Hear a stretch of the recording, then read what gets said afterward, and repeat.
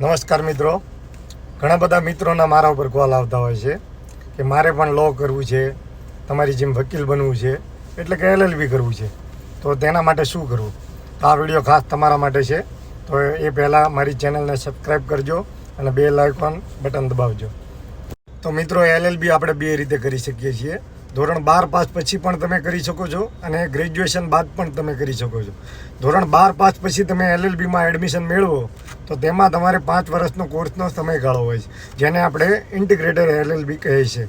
જ્યારે ગ્રેજ્યુએશન બાદ જે કંઈ કરીએ છીએ જેને સ્પેશિયલ LLB કહે છે, જેનો કોર્સનો સમયગાળો LLBનો 3 વર્ષનો હોય છે, જેને આપણે BCom LLB અથવા BA LLB, એટલે કે તમે BA પૂર્ણ કર્યું હોય અથવા BComમાં ગ્રેજ્યુએશન પૂર્ણ કર્યું હોય ત્યારબાદ તમે LLBમાં એડમિશન મેળવી શકો છો.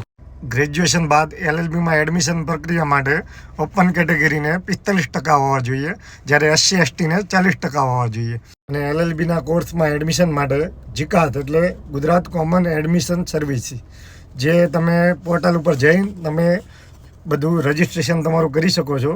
તે રજિસ્ટ્રેશન કર્યા બાદ તમે જે પણ કોલેજ કે યુનિવર્સિટી પસંદ કરશો ત્યાં તમે તમારી મનપસંદ કોલેજોમાં તમે એડમિશન પ્રક્રિયા માટે એપ્લાય કરી શકો છો. તો તમે પણ હવે વકીલ બની શકો છો. તો રાહ શું જુઓ છો? અત્યારે એડમિશન પ્રક્રિયા ચાલુ છે.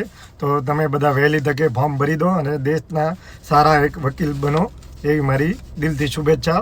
ભારત માતા કી જય. વંદે માતરમ.